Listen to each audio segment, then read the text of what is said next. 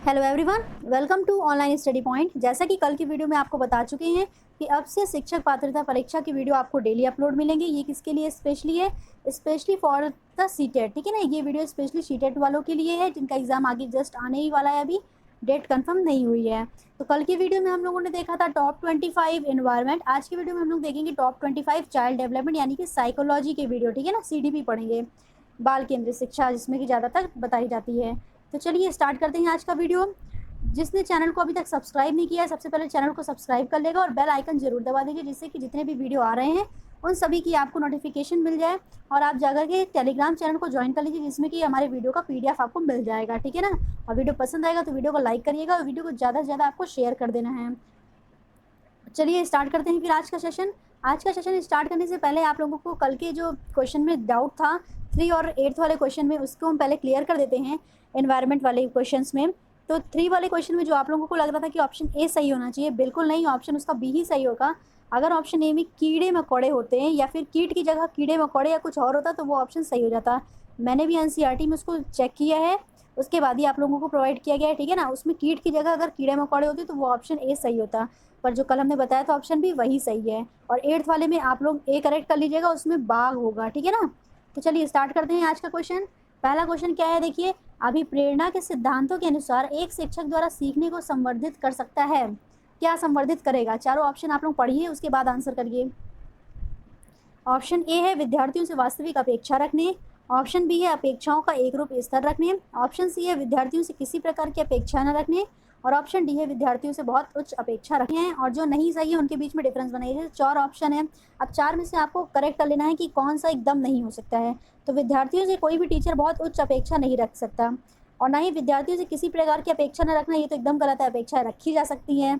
और एक रूप स्तर रखने, किसी से कम किसी से ज़्यादा, एक रूप स्तर ये भी नहीं रखा जा सकता। तो ये तीनों ऑप्शन कैंसिल हो गए हैं और हमारा ऑप्शन जो ए है वो राइट हो जाएगा।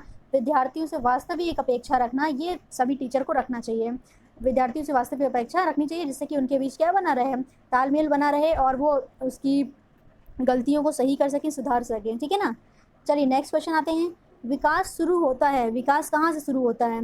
उत्तर बाल अवस्था से, प्रसव पूर्व अवस्था से, शैशवावस्था से या पूर्व बाल अवस्था से? बताइए विकास कहाँ से शुरू होता है। तो इसका ऑप्शन हो जाएगा ऑप्शन बी करेक्ट। विकास शुरू हो जाता है प्रसव पूर्व अवस्था से ही, ठीक है ना। विकास कहाँ से शुरू होता है? प्रसव पूर्व अवस्था से ही विकास शुरू हो जाता है। चलिए तो यहाँ पे देखिए जीके का जो निचोड़ है इस PDF में दे दिया गया है। जीके ब्रह्मास्त्र की लिंक आपको नीचे डिस्क्रिप्शन बॉक्स में मिल जाएगी, जिसको डाउनलोड करना होगा तो वो जाकर के जरूर देख लेगा, ठीक है ना। तो चलिए हम लोग चलते हैं नेक्स्ट क्वेश्चन पे।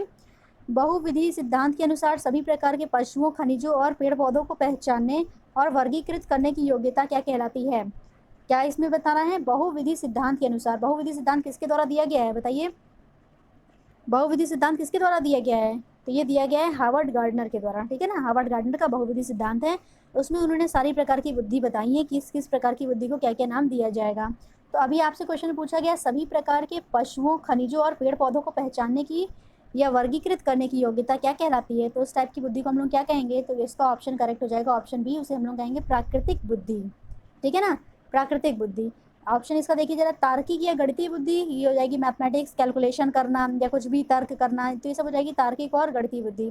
भाषिक बुद्धि क्या होती है? भाषिक बुद्धि में वो बुद्धि आती है जो भाषाओं से रिलेटेड होती हैं। स्थानिक बुद्धि जैसे किसी स्थान से रिलेटेड हो गया, ठीक है ना। तो जैसे कि ये सब वर्ड से ही समझ में आ जाते हैं, तो इसमें आपको कन्फ्यूजन नहीं होनी चाहिए सारे क्वेश्चन में। तो चलिए हम लोग चलते हैं नेक्स्ट क्वेश्चन पे। क्वेश्चन 4 क्या है? अधिकांश व्यक्तियों की बुद्धि औसत होती है, बहुत कम लोगों की प्रतिभा संपन्न होते हैं और बहुत कम व्यक्ति मंद बुद्धि के होते हैं। तो यह कथन डैश के प्रतिस्थापित सिद्धांत पर आधारित है। इन चारों ऑप्शन में से आपको बताना है कि यह जो सिद्धांत है वो इनमें से किस पे आधारित है, किस सिद्धांत पे आधारित है। क्वेश्चन को पढ़िए और बताइए किस सिद्धांत पे ये आधारित होना चाहिए। तो इसका ऑप्शन क्या सही हो जाएगा? इसका ऑप्शन हो जाएगा बुद्धि के वितरण सिद्धांत पे ये आधारित है, ठीक है ना। बुद्धि का वितरण क्या होता है? सब में अलग अलग होता है। चलिए चलते हैं, क्योंकि ये व्यक्तिगत विभिन्नता के सिद्धांत पे भी आधारित कर सकते हैं आप लोग। अगर यहाँ पे व्यक्तिगत विभिन्नता होता तो वो भी ऑप्शन सही हो सकता था, अगर बुद्धि का वितरण ना होता तो, ठीक है ना। चलिए चलते हैं नेक्स्ट क्वेश्चन पे। जब पूर्व का अधिगम नई स्थितियों के सीखने को बिल्कुल प्रभावित नहीं करता है तो यह क्या कहलाएगा? ये क्वेश्चन खूब पूछा गया है। जब पूर्व का अधिगम नए अधिगम को बिल्कुल प्रभावित नहीं करेगा तो ये क्या कहलाएगा? पहला ऑप्शन है अधिगम का शून्य स्थानांतरण, दूसरा है निरपेक्ष स्थानांतरण, तीसरा है सकारात्मक और चौथा है नकारात्मक स्थानांतरण। तो इसका ऑप्शन क्या सही होना चाहिए? ऑप्शन बताइए, उसके बाद फिर हम सारे को एक बार कंफर्म कर देते हैं। तो इसका ऑप्शन हो जाएगा ऑप्शन ए, अधिगम का शून्य स्थानांतरण। जब पूर्व का अधिगम नए अधिगम को बिल्कुल भी प्रभावित नहीं कर रहा है तो स्थानांतरण तो किसी टाइप का हुआ ही नहीं। जब स्थानांतरण किसी टाइप का नहीं होगा तो वो कैसा हो जाएगा, अधिगम का शून्य स्थानांतरण हो जाएगा। ठीक है, और कितने टाइप के होते हैं, और 2 टाइप के ये होते हैं, अधिगम का सकारात्मक और नकारात्मक स्थानांतरण। तो सकारात्मक क्या होता है, जब पूर्व का अधिगम नए अधिगम में सहायता प्रदान करेगा तो वो हो जाएगा सकारात्मक स्थानांतरण। और जब पूर्व का अधिगम नए अधिगम को सीखने में बाधा उत्पन्न करेगा तो वो हो जाएगा नकारात्मक स्थानांतरण। ठीक है ना, तो ये सारा क्लियर हो गया। और इस क्वेश्चन का आंसर क्या सही है, ऑप्शन ए। ठीक है, जब पूर्व का अधिगम नई स्थिति को बिल्कुल प्रभावित नहीं करेगा तो वो हो जाएगा अधिगम का शून्य स्थानांतरण, यही इस क्वेश्चन का आंसर है। चलिए चलते हैं नेक्स्ट क्वेश्चन पे। नेक्स्ट क्वेश्चन क्या है, चिंतन अनिवार्य रूप से है एक, क्या है बताइए, चिंतन अनिवार्य रूप से क्या है। 4 ऑप्शन दिए गए हैं, संज्ञानात्मक गतिविधि, मनोगैतिक प्रक्रिया, मनोवैज्ञानिक परिघटना और भावात्मक व्यवहार। इसमें से क्या ऑप्शन होना चाहिए, जल्दी से बताइए। तो इसका ऑप्शन करेक्ट हो जाएगा, इसका ऑप्शन हो जाएगा पहला, हो जाएगा ऑप्शन ए, संज्ञानात्मक गतिविधि। क्यों हो जाएगा, क्योंकि चिंतन मानसिक स्तर पर होता है और इसमें अनुभवों, कल्पनाओं, सूचनाओं का सम्मिश्रण होता है, इसलिए किसे क्या कहेंगे, संज्ञानात्मक गतिविधि। संज्ञान में क्या आता है, सूचना आती है, अनुभव आते हैं, कल्पना आती है। ठीक है ना, तो इस वजह से ये क्या हो जाएगी, संज्ञानात्मक गतिविधि। चलिए चलते हैं नेक्स्ट क्वेश्चन पे। नेक्स्ट क्वेश्चन आपकी स्क्रीन पे ये है, निम्नलिखित में से कौन सा मुख्य रूप से आनुवांशिकता संबंधी कारक है। तो आनुवांशिकता संबंधी कारक क्या है बताइए। 4 ऑप्शन है, आंखों का रंग, सामाजिक गतिविधियों में भागीदारिता। ठीक है, सारे ऑप्शन को पढ़िए, आंखों का रंग, सामाजिक गतिविधियों में भागीदारिता, समकक्ष व्यक्तियों के समूह के प्रति अभिवृत्ति और चिंतन पैटर्न। क्या होना चाहिए इसका सही ऑप्शन, आनुवांशिकता से संबंधी कारक क्या है बताइए, आनुवांशिकता से संबंधी कारक कौन सा होगा। तो इसका ऑप्शन ए करेक्ट हो जाएगा, आंखों का रंग। आंखों का रंग क्या होता है, ये आनुवांशिकता से ही संबंधित कारक होते हैं, और सारे जो कारक होते हैं वो वंशानुक्रम ये सब हो जाते हैं, पर अभी इसमें जो ये सारे जो ऑप्शन है ये आनुवांशिकता से संबंधित नहीं है। ठीक है, इसमें ऑप्शन ए जो है वही आनुवांशिकता से संबंधित कारक है। समझ में आ गया यहाँ तक। तो चलिए चलते हैं नेक्स्ट क्वेश्चन, क्वेश्चन 8 की तरफ। क्वेश्चन 8 क्या कह रहा है पढ़िए, शिक्षकों को अपने विद्यार्थियों की त्रुटियों का अध्ययन करना चाहिए क्योंकि वे प्रायः डैश की ओर संकेत करती हैं। त्रुटियां किसकी ओर संकेत करती हैं ये आपको बताना है इस क्वेश्चन में। जल्दी से सारे ऑप्शन को पढ़िए। योग्यताओं के अनुसार समूह बनाने में, भिन्न प्रकार की पाठचर्या की आवश्यकता, उनके ज्ञान की सीमा और आवश्यक उपचारात्मक त्रुटियां, युक्तियां। क्या होगा इसमें, क्वेश्चन पढ़ लिया है, अब इसका आंसर दीजिए जल्दी से। क्या होना चाहिए इसका राइट ऑप्शन बताइए। इसमें हो जाएगा, इसका ऑप्शन क्या होगा, 8th क्वेश्चन का ऑप्शन बताइए जल्दी से। इसका ऑप्शन हो जाएगा option D correct. Option D क्यों करेक्ट होगा, क्योंकि देखिए शिक्षकों को अपने विद्यार्थियों की त्रुटियों का अध्ययन करना चाहिए। क्यों, क्योंकि उनकी उपचारात्मक जो त्रुटियां हैं, मतलब जो वो गलती कर रहे हैं, उपचारात्मक युक्तियां, त्रुटियां में जो उनकी गलतियां हो रही हैं उनको क्या करें, सुधार कर सकें। सुधार करने के लिए त्रुटियों का अध्ययन करना चाहिए कि जो भी पॉसिबिलिटीज़ हैं सुधार की वो उन्हें किया जा सके। ठीक है ना, चलिए चलते हैं फिर 9th क्वेश्चन पे। 9th क्वेश्चन क्या है, सीमा हर पाठ को बहुत जल्दी सीख लेती है जबकि लीना उसे सीखने में ज़्यादा समय लेती है, यह विकास के किस सिद्धांत को दर्शाता है। जल्दी से बताइए, विकास के किस सिद्धांत को दर्शाएगा। इसका ऑप्शन तो सभी को एकदम अच्छे से पता होगा, बताइए खटाक से इसका ऑप्शन क्या होना चाहिए। तो इसका ऑप्शन हो जाएगा ऑप्शन ए करेक्ट, व्यक्तिगत विभिन्नता के सिद्धांत को ये दर्शाता है। ठीक है ना, व्यक्तिगत विभिन्नता क्या कहती है कि सभी की बुद्धि क्या नहीं होती, समान नहीं होती है, सभी में एक तरह के गुण नहीं पाए जाते हैं, ये होता है व्यक्तिगत विभिन्नता। तो इस क्वेश्चन में क्या है, सीमा हर पाठ को बहुत जल्दी सीख लेती है जबकि लीना उसे सीखने में ज़्यादा समय लेती है, तो यह विकास के व्यक्तिगत विभिन्नता के सिद्धांत पर आधारित है। ठीक है ना, चलिए नेक्स्ट क्वेश्चन पर चलते हैं। 10th क्वेश्चन, निम्नलिखित में से डैश के अतिरिक्त सभी वातावरणीय कारक विकास को आकार देते हैं। एक को छोड़ करके सभी वातावरणीय कारक जो इसमें दिए गए हैं 4 ऑप्शन में वो विकास को आकार देते हैं। ऑप्शन क्या क्या है पढ़ लीजिए, पौष्टिकता की गुणवत्ता, संस्कृति, शिक्षा की गुणवत्ता और शारीरिक गठन। क्या होना चाहिए इसका ऑप्शन सही बताइए जल्दी से।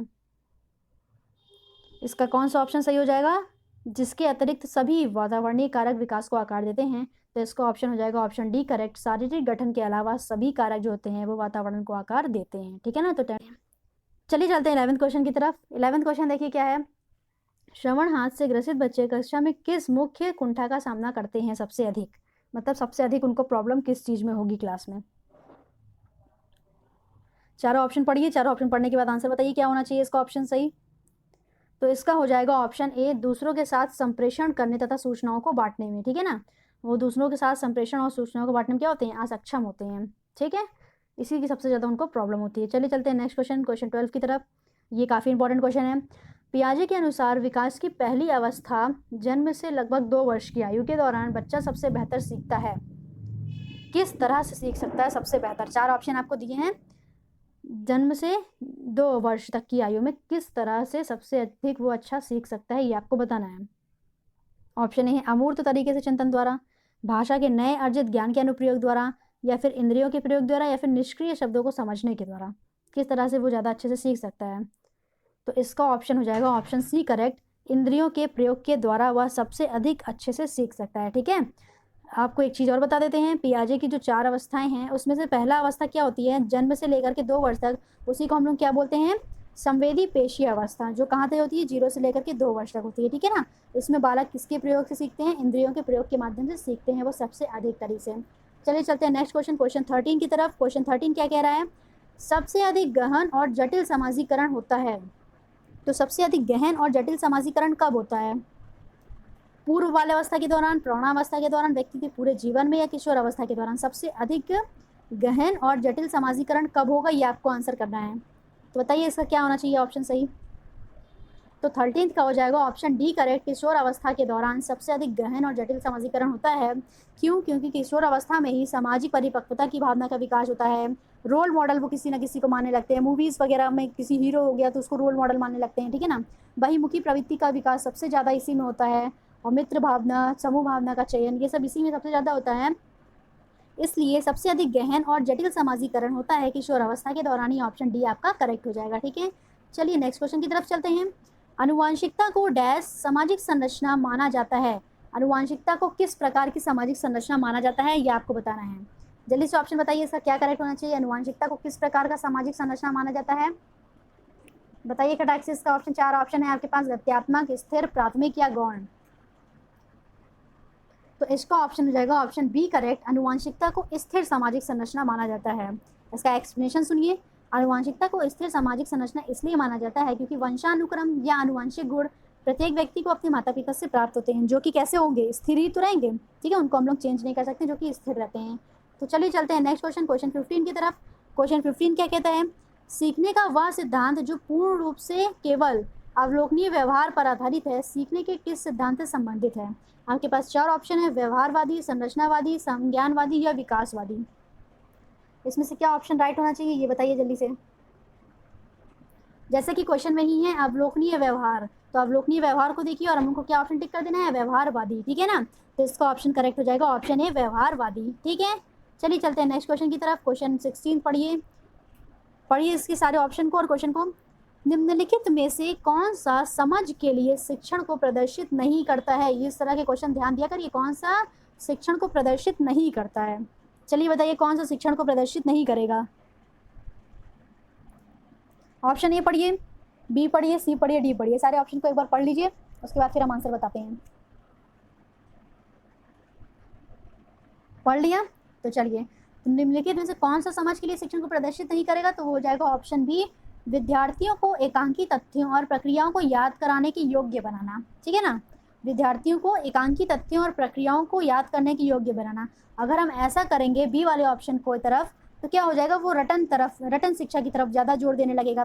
और एनसीएफ 2005 के अनुसार क्या कहा जाता है कि रटन शिक्षा को बल नहीं देना चाहिए ज़्यादा। ठीक है ना, रटन शिक्षा को बल नहीं देना चाहिए, तो इसलिए ये ऑप्शन तो बिल्कुल भी करेक्ट नहीं होगा। ये आपको सब सही कर लेना है। ठीक है ना, तो इस क्वेश्चन का आंसर क्या है, जो कौन सा समझ के लिए शिक्षण को प्रदर्शित नहीं करता है, तो ये नहीं करता है, क्योंकि ये रटन पे ज़्यादा बल देगा, समझ पे तो दे नहीं रहा है, तो समझ के लिए नहीं दे रहा है, तो इसका ऑप्शन क्या करेक्ट हो गया, बी करेक्ट हो गया। ठीक है, चलिए चलते हैं नेक्स्ट क्वेश्चन, क्वेश्चन 17 की तरफ। ये काफ़ी फेमस क्वेश्चन है सीटेट का, पढ़िए इसको। इरफान खिलौने को तोड़ता है और उसके पुर्जे को देखने के लिए उन्हें अलग अलग कर देता है, आप क्या करेंगे। ठीक है ना, बाल केंद्रीय शिक्षा से जोड़ करके पढ़िए इसको, ये काफ़ी पूछता है सीटेट में और काफ़ी फेमस क्वेश्चन है ये ऑप्शन ए है, उसके जिज्ञासु स्वभाव को प्रोत्साहित करेंगे और उसकी ऊर्जा को सही दिशा में संचालित करेंगे। ऑप्शन बी है, उसको समझाएंगे कि खिलौनों को कभी तोड़ना नहीं चाहिए। ऑप्शन सी है, इरफान को खिलौने से कभी भी नहीं खेलने देंगे या उस पर हमेशा नज़र रखेंगे। क्या ऑप्शन सही होना चाहिए, जल्दी से बताइए ऑप्शन इसका क्या सही होना चाहिए। तो इसका हो जाएगा ऑप्शन ए करेक्ट, उसके जिज्ञासु स्वभाव को प्रोत्साहित करेंगे और उसकी ऊर्जा को सही दिशा में संचालित करेंगे। ठीक है ना, जो ये सब तोड़ करके उसको देख रहे हैं, तो ये क्या है, जैसे कि जीन पियाजे ने कहा है कि बच्चे एक नन्हे वैज्ञानिक होते हैं, उनके वह अपने ज्ञान का निर्माण खुद करते हैं। तो वह अपने ज्ञान का निर्माण खुद कैसे करेंगे? यही सब काम करके। कि जिज्ञासु प्रभाव होता है तो वो वैज्ञानिक की सोच होती है एक तरह से, ठीक है ना। तो सबको आप लोगों का रिवीजन हो रहा है अच्छे से, आप लोग देखते रहिए। तो इसका ऑप्शन क्या सही हो गया? 17 का ए ऑप्शन करेक्ट हो जाएगा। चलिए चलते हैं नेक्स्ट क्वेश्चन पे। 18 का क्या है? बच्चे के विकास के सिद्धांत को समझना शिक्षक की सहायता करता है। किस विकास के सिद्धांत को समझना शिक्षक की सहायता करेगा? इसका ऑप्शन क्या करेक्ट होना चाहिए? बताइए जल्दी से। ऑप्शन ए देखिए क्या है? शिक्षार्थियों को क्यों पढ़ाना चाहिए या औचित्य स्थापित करने में, शिक्षार्थियों की भिन्न अधिगम शैलियों को प्रभावी रूप से संबोधित करने में, या शिक्षार्थियों के सामाजिक स्तर को पहचानने में, या फिर शिक्षार्थी की आर्थिक पृष्ठभूमि को पहचानने में। ठीक है, जब क्वेश्चन को कंफ्यूजन हो जाए ऑप्शन में कि कौन सा सही होगा, तो इसमें ऑप्शन को आप लोगों को कट करके देखना है। पहला है आर्थिक पृष्ठभूमि को, ये लास्ट से देखते हैं, आर्थिक पृष्ठभूमि को पहचानने में। तो कभी भी आर्थिक पृष्ठभूमि को पहचानने इससे कोई मतलब ही नहीं होता है शिक्षा में। दूसरा, सामाजिक स्तर को पहचानने में उससे क्या मतलब है कि कहाँ से आ रहा है, कहाँ से नहीं, बैकग्राउंड को क्या मतलब होता है शिक्षा में, ठीक है ना। और उसके बाद शिक्षार्थियों को क्यों पढ़ाना चाहिए, औचित्य स्थापित करने में क्यों पढ़ाना चाहिए, ये कोई मतलब ही नहीं रह जाता है। सारे ही शिक्षक क्या होते हैं? सारे ही विद्यार्थी एक तरह होते हैं। बाल केंद्रित शिक्षा में क्या माना गया? सभी को समान रूप से, सभी के साथ समान व्यवहार करना, ठीक है ना। तो इसका ऑप्शन हो जाएगा ऑप्शन बी करेक्ट। जैसा कि आप लोग समझ गए हैं अब कि तीनों ऑप्शन कट चुके हैं, ऑप्शन ए बी ही बच रहा है। ऑप्शन बी क्या कह रहा है? शिक्षार्थियों की भिन्न अधिगम शैलियों को प्रभावी रूप से संबोधित करने में ही शिक्षक की सहायता करता है, ठीक है ना। बच्चे के विकास के सिद्धांतों को समझना शिक्षक की सहायता करता है। क्यों करता है? शिक्षार्थियों को भिन्न अधिगम शैलियों को प्रभावी रूप से संबोधित करने में। तो चलिए चलते हैं 19th क्वेश्चन की तरफ। 19th क्वेश्चन क्या लिखा है आपकी स्क्रीन पे? ये है, प्रत्येक शिक्षार्थी स्वयं में विशिष्ट है, इसका अर्थ क्या है? बताइए। जैसा कि लास्ट क्वेश्चन था अभी, उसी तरह से ये भी क्वेश्चन है। प्रत्येक शिक्षार्थी स्वयं में विशिष्ट है, ये किसकी तरफ संकेत करेगा? इसका ऑप्शन क्या है? बताइए, खटाक से आप लोग देख लेंगे। अभी ये डिस्कशन हो चुका है और ये सब क्वेश्चन बहुत आते हैं। जल्दी से आंसर इसका दीजिए, सारे ऑप्शन को पढ़ लीजिए। तो इसका ऑप्शन हो जाएगा ऑप्शन सी करेक्ट। कोई भी दो शिक्षार्थी अपनी योग्यताओं, रुचि और प्रतिभाओं में एक समान नहीं होते हैं, यानी कि व्यक्तिगत विभिन्नता से ये क्वेश्चन पूछ रहा है। प्रत्येक शिक्षार्थी स्वयं में विशिष्ट है, व्यक्तिगत विभिन्नता, ठीक है ना। तो व्यक्तिगत विभिन्नता से देखिए, कोई भी दो शिक्षार्थी अपनी योग्यताओं, रुचि और प्रतिभाओं के समान एक समान नहीं होते हैं, ठीक। कोई भी आप दो जुड़वा बच्चों को भी ले लेंगे तो दो जुड़वा बच्चों में भी रुचि प्रतिभाएं एक समान नहीं होंगी, ठीक है ना। तो और दूसरे बच्चों में तो बात ही अलग है। फिर व्यक्तिगत विभिन्नता से ये क्वेश्चन था। 19th हो गया। 20th की तरफ चलते हैं। देखिए क्या है? पुरुष स्त्री की अपेक्षा ज़्यादा बुद्धिमान होते हैं, यह कथन किसकी तरफ आपको इशारा करेगा, क्या प्रदर्शित कर रहा है? इन चारों में से बताइए, बताइए जल्दी से आंसर। उसके बाद हम आपको इस क्वेश्चन की ट्रिक बताते हैं। इसके बाद ये क्वेश्चन कभी गलत नहीं होगा किसी का। पुरुष स्त्रियों की अपेक्षा ज़्यादा बुद्धिमान होते हैं, यह कथन किसकी तरफ प्रोत्साहित कर रहा है? बताइए क्या बता रहा है। तो इसका ऑप्शन हो जाएगा ऑप्शन ए करेक्ट, या लैंगिक पूर्वाग्रह को प्रदर्शित कर रहा है, ठीक है। ये किसको प्रभावित कर रहा है? लैंगिक पूर्वाग्रह को प्रदर्शित कर रहा है। इसका ऑप्शन ए ही क्यों करेक्ट है, समझ लीजिए। जब भी इस तरह के क्वेश्चन आए, पुरुष स्त्रियों की अपेक्षा ज़्यादा बुद्धिमान है, या फिर लड़कियों को होम साइंस पढ़ना चाहिए, लड़कों को साइंस पढ़ना चाहिए, मतलब जब भी अंतर किया जाए या फिर किसी एक को श्रेष्ठ बताया जाए, तो आपको कुछ भी नहीं देखना है। आपको लैंगिक पूर्वाग्रह अगर ऑप्शन में है तो लैंगिक पूर्वाग्रह लगा देना है, आपका ऑप्शन 100% सही होगा, ठीक है ना। तो चलिए चलते हैं नेक्स्ट क्वेश्चन 21 की तरफ। 21 क्या है? ये भी क्वेश्चन काफ़ी इंपॉर्टेंट है, समझिएगा इसको अच्छे से। क्रिस्टीना अपनी कक्षा को एक क्षेत्र भ्रमण पर ले जाती है, वापस आने पर वह विद्यार्थियों के साथ भ्रमण पर चर्चा करती है, यह कथन किसकी ओर संकेत करता है?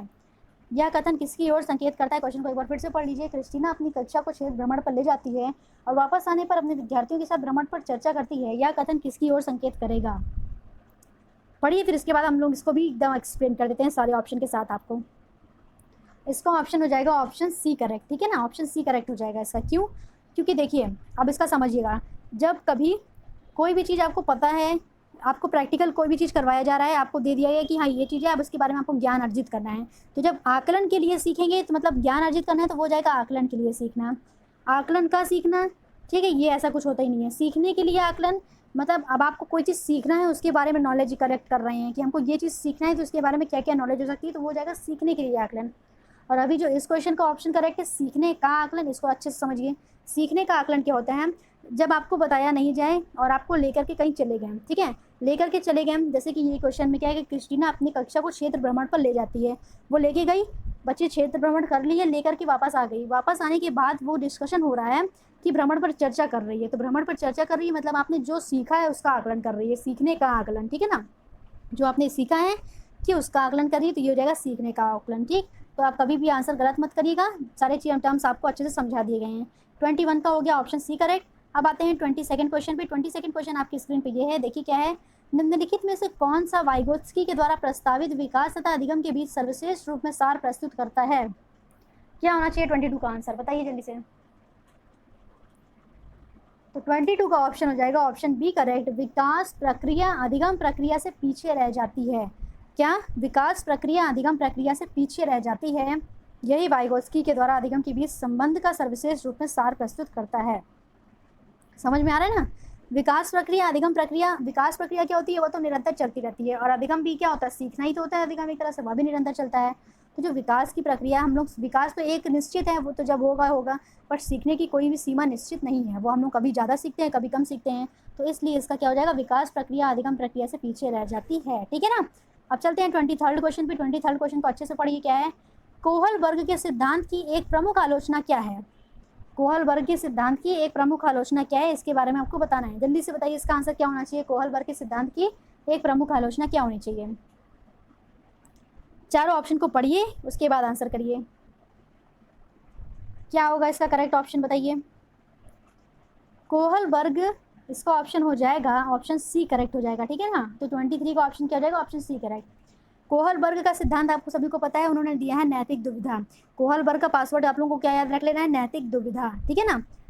तो नैतिक दुविधा किसके किसके बीच है? उन्होंने 3 अवस्थाओं के बीच में बताया है, पारंपरिक अवस्था, पूर्व पारंपरिक अवस्था और उत्तर पारंपरिक अवस्था। ठीक है ना? तो ये 3 बताई है, और तीनों में ही उन्होंने इस पर आलोचना क्या की गई है कि कोहल वर्ग ने पुरुषों और महिलाओं की नैतिक तर्कता और विविधताओं को महत्व ही नहीं दिया है ना, सांस्कृतिक विभिन्नताओं को महत्व ही नहीं दिया है अपने नैतिक दुविधा या फिर अपने सिद्धांत के माध्यम से। तो यही उनकी आलोचना का एक मुख्य कारण है। ठीक है? तो उनकी ये प्रमुख आलोचना क्या है, एकदम अच्छे से याद कर लीजिए कि कोहल वर्ग ने पुरुषों एवं महिलाओं की नैतिक तर्कता एवं सांस्कृतिक विभिन्नताओं को महत्व नहीं दिया है। अब आते हैं क्वेश्चन 24th में। 24th को सुनिए, ये तो एकदम ऑप्शन आपको करेक्ट करना ही करना है। बाल केंद्रित आ गया भाई। एक शिक्षार्थी केंद्रित कक्ष में अध्यापिका क्या करेगी? बताइए इसका ऑप्शन सही। अगर सीटेट कायदे से पढ़ा है तो इसका ऑप्शन करेक्ट करिए सब। 4 ऑप्शन आपके सामने हैं, बताइए इसमें से कौन सा करेक्ट होना चाहिए। पढ़ लिया सारे ऑप्शन को? तो चलिए, इसका ऑप्शन करेक्ट हो जाएगा ऑप्शन सी। एक बाल केंद्रित कक्ष में अध्यापिका क्या करेगी? इस प्रकार की पद्धति को नियोजित करेगी जिसमें शिक्षार्थी अपने स्वयं के अधिगम के लिए पहल करने में प्रोत्साहित हों। उनको मतलब कि जोर जबरदस्ती नहीं किया जाए, वह स्वयं से सीखने के लिए प्रोत्साहित रहें, ऐसा करेगी नियोजित। ठीक है ना? कक्षा कक्ष को ऐसा बना देगी कि विद्यार्थियों को इंटरेस्ट आए, वो खुद से सीखने में सक्षम हो पाए ना, खुद से सीखने के लिए जागरूक हो, प्रोत्साहित हो, किसी की जोर जबरदस्ती ना करनी पड़े कि बेटा पढ़ो पढ़ो। ठीक है ना? चलिए अब आज की लास्ट क्वेश्चन की तरफ चलते हैं। वीडियो को आपको ज़्यादा से ज़्यादा शेयर कर देना है, सभी को पहुंचाना है। और अभी तो ये स्टार्टिंग है, पार्ट 1 है पहला साइकोलॉजी का। वीडियो पसंद आ रहा होगा तो उसको लाइक करिएगा, कमेंट करके जरूर बताइएगा कि आपको वीडियो कैसा लग रहा है। तो देखिए लास्ट क्वेश्चन क्या है। गार्डनर के बहुविध सिद्धांत के अनुसार वह कारक जो व्यक्ति के आत्मबोध हेतु सर्वाधिक योगदान हो सकता है वह क्या होगा? जो सर्वाधिक योगदान देगा आत्मबोध हेतु, क्या होना चाहिए उसका ऑप्शन करेक्ट? 4 ऑप्शन आपके पास है, संगीत में, आध्यात्मिक, भाषा विषयक या अंतःवैयक्तिक। क्या होना चाहिए इसका राइट ऑप्शन? बताइए खटाक से इसका ऑप्शन क्या हो जाएगा? तो इसका ऑप्शन हो जाएगा ऑप्शन डी करेक्ट, यानी कि अंतःवैयक्तिक। ठीक है ना? क्या हो जाएगा? Answer D, अंतःवैयक्तिक। अंतःवैयक्तिक क्यों होगा? क्योंकि जैसा ही हार्वर्ड गार्डनर की आपको बता चुके हैं स्टार्टिंग में ही कि बहुविधि सिद्धांत दिए हैं, उसमें तार्किक बुद्धि, प्राकृतिक बुद्धि और सभी तरह की बुद्धि, संगीतमय बुद्धि, ठीक है ना, भाषा विषयक, तार्किक बुद्धि, इस तरह के सभी बुद्धि को बताया गया है। प्राकृतिक बुद्धि, उसमें से एक है अंतःवैयक्तिक बुद्धि, जिसमें उन्होंने बताया है कि आत्मबोध हेतु सर्वाधिक योगदान देगा, वह हो सकती है अंतःवैयक्तिक बुद्धि। ठीक है ना? तो वीडियो पसंद आया होगा आप सभी को, तो वीडियो को ज़्यादा से ज़्यादा लाइक करिए, ज़्यादा से ज़्यादा शेयर करिए और उसको सभी तक पहुंचा दीजिए। बहुत ही अच्छी आपके लिए प्रैक्टिस सेट आगे आगे लेकर के आएंगे, इससे भी बेहतरीन क्वेश्चनों की नोट्स तैयार करेंगे। ठीक है ना? उसको लेकर के आएंगे। उसके बाद आप लोगों को ये वीडियो बहुत ही ज़्यादा हेल्पफुल होने वाला है। एग्जाम देने से पहले एक बार इसको जरूर देख के जाइएगा, आपके लिए बहुत ही हेल्प करेगा। ठीक है ना? तो चलिए वीडियो को यहीं पे एंड करते हैं। Thank you so much. कल हम फिर डिस्कस करेंगे पर्यावरण के बारे में।